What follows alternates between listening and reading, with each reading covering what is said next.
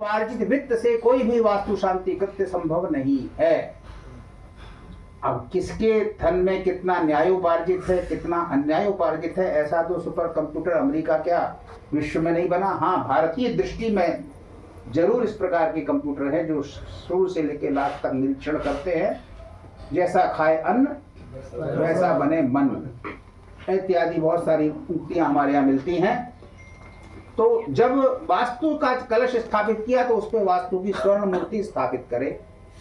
सारे देवताओं को छूट मिल जाएगी, लेकिन प्रधान देव की स्वर्ण प्रतिमा की। अब स्वर्ण प्रतिमा का जब 1 लाख से ऊपर सोना जाने लगा तो हम लोगों को भी थोड़ा ये होने लगा, भाई स्वर्ण की बात ही मत करो, बहुत कठिन हो जाएगा। तो स्वर्ण की बात ना करके लोगों ने कहा चांदी में कर दो, चांदी के बाद लोगों ने कहा सिक्के में कर दो, सिक्के में कल का उसमें भी दिक्कत है तो ह्रीं वास्तु पुरुषाय नमः लिख दो और उसमें पूजन करा दिया जाए। तो इस तरह से जैसा व्यक्ति का सामर्थ्य है, जैसा उसकी श्रद्धा भक्ति है, कहीं से प्रवृत्ति तो कराइए। वास्तु के पूजन की प्रवृत्ति में तो लोग रहे, कम से कम उसको नियम आचरण तो बताइए। अतिथि देवो भव इत्यादि की शिक्षा तो दीजिए कि प्रातः सूर्य से लेकर के सायंकाल तक किस तरह की जीवनचर्या होती है। अभी हम चर्चा करने लगे कि श्री की उपासना करते हैं तो या श्री स्वयं सुकृति नाम बंधन हो गया ना। सुकृत करने वाले लोगों के लिए ही वो श्री है। श्री का मतलब लक्ष्मी नहीं है। श्री एक ऐसी चीज है जो लक्ष्मी का एक दायरा है कि इतना ही देना है या इसी रूप में देना है। श्री तो शारीरिक तेज से संबंध भी है, विद्या का तेज भी हो सकता है, वय का तेज भी हो सकता है, धर्म का तेज भी हो सकता है, उसके औरा से संबंध है श्री का। तो वो सुकृत से आता है। या श्री स्वयं सुकृति नाम भवनेश्वर लक्ष्मी पापात्मा नाम। क्या पापी लोगों के घर में धन नहीं होता? तो तिजोरियां भरी मिलती हैं खूब। अभी कल अखबार में पढ़ रहे थे, क्या खनिज करने वाले के उड़ीसा में कहा पूरा कमरा नोटों से भरा हुआ कमरा मिला। तो पापात्मा नाम अलक्ष्मी ही, उनके घर में लक्ष्मी का वास है। तो इस प्रकार से वास्तु की प्रतिमा की स्थापना करे। यही भगवान वास्तु का जो बहुत अच्छा ध्यान इन्होंने हमने मिला उसमें जो है ना, उसमें वास्तु का जब ध्यान करते हैं तो ओम ह्रीं नमो माया बीज को जोड़ करके मंत्र बनाया। भगवान वास्तु पुरुष महाबल पराक्रम सर्व देवताश्चित शरीर ब्रह्मपुत्र सकल ब्रह्मांड धारिन भूम्यर्पित मस्तक पुरपत्तन प्रासाद गृह वापी रूपादि सन्निवेश सान्निध्य कर विश्वंभर परम पुरुष स्वरूप शंख चक्र शार्ग धनुकर वरदा भय हस्त वास्तु नमस्ते नमस्ते नमस्ते इत्यादि वास्तु के लिए एक प्रार्थना रूप में ये बनाया गया। अब पूजन के बाद बलिदान जब करते हैं तो उसमें लिखा है कि बलिदान के ओम एहि भगवान वास्तु इमम इदम मयोपनीतम बलिम गृहाण। उड़द है, दही है, दीपक है, पान है, तांबूल है, भक्त है, भाग है इत्यादि। मम गृहम अच्छिद्रम कुरु, मम गृहम अच्छिद्रम कुरु सकल दुष्ट ग्रह भूत पिशाच बेताल ब्रह्म राक्षसेभ्यो रक्ष रक्त स्वाहा। ये मंत्र है वहां। क्योंकि जब घर हो जाता है तो बहुत से लोग कहते हैं महाराज को कील दीजिए, कोई ऐसी चीजें उल्टी सीधी हमारे घरों में न आए। तो ये बलिदान के समय की प्रार्थना है। तो प्रायः पंडित लोग बाद में बलिदान तो कराते हैं, हवन के बाद, हवन की वेदी के चारों तरफ दीपक इत्यादि रख करके, लेकिन पूजन के बाद की बलिदान परंपरा लुप्त हो गई है। ये वास्तु शांति विधान में इसलिए यहाँ चर्चा कर रहा हूं इतने लोगों के बीच में कि ये परंपरा उस समय की प्रार्थना अलग है। जो ग्रह की 10 दिक्पालों की बलि है, क्या प्रार्थना है?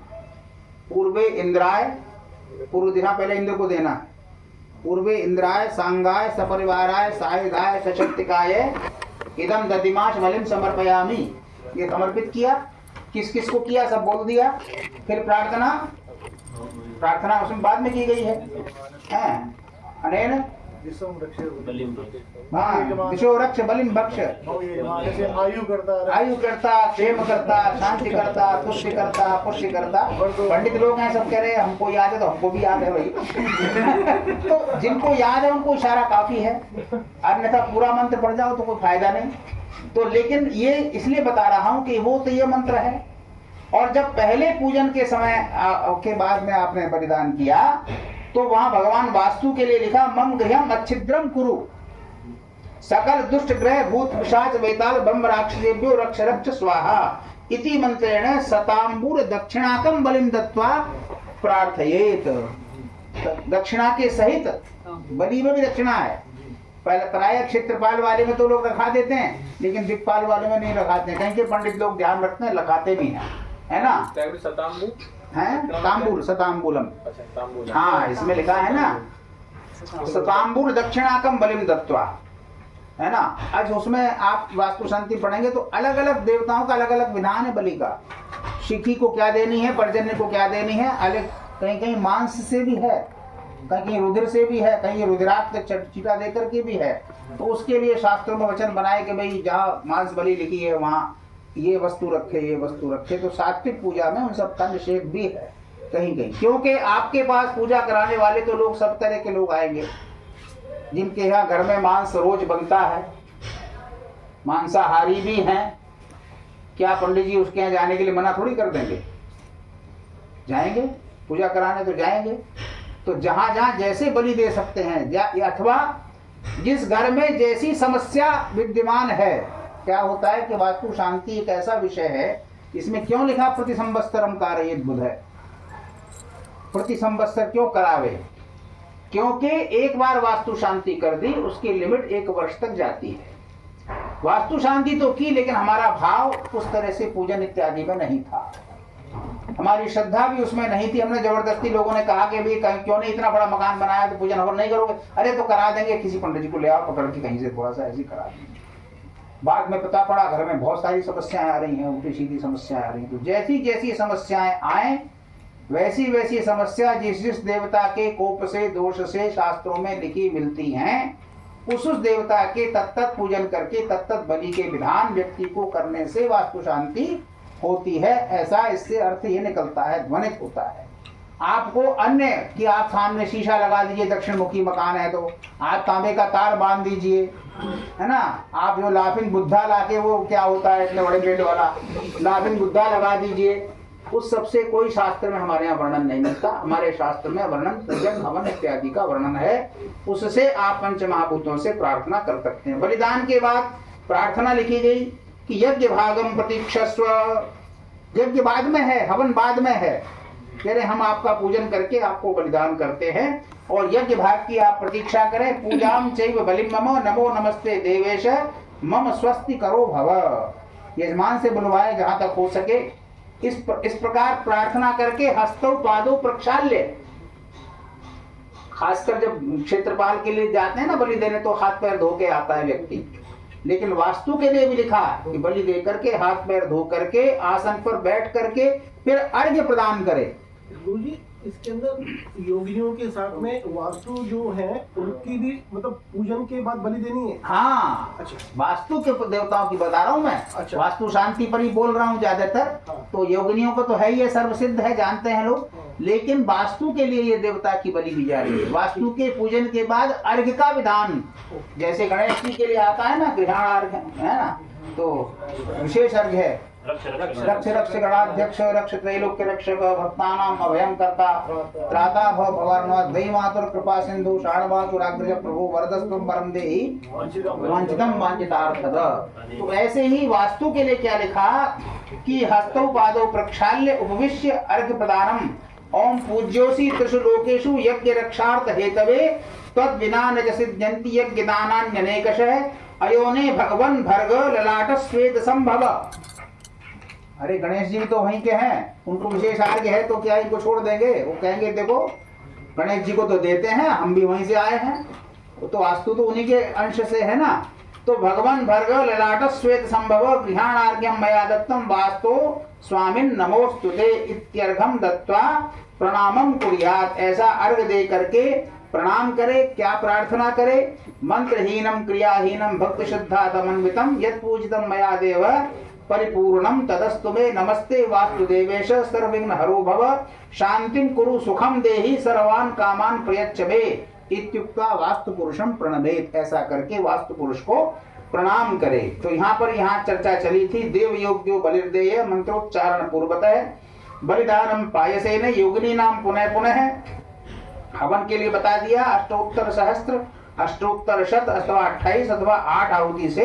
इस प्रकार से होमम समाप्य कृत्वा कर्म कुटीम पुनः आचार्य स्पष्टकृत होमम शेषम समापयेत्। फिर दिक्पाल ग्रहों के लिए बलिदान का विधान है और पूर्णाहुति का विधान गृह प्रवेश के बाद है।